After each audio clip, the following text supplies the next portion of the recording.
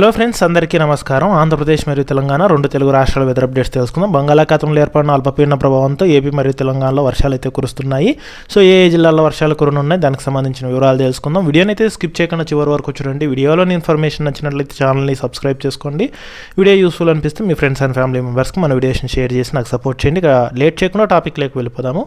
బంగాళాఖాతంలోని అల్పపీడన ప్రభావం వల్ల ఏపీ తెలంగాణలో భారీ వర్షాలు కురనున్నట్లు వాతావరణ శాఖ తెలిపింది. ముఖ్యంగా గురు శుక్రవారాల్లో ఉత్తరాంధ్ర జిల్లాలో పిడుగులతో కూడిన తేలికపాటి నుంచి మోస్తరు వర్షాలు కురుస్తాయని తెలిపింది.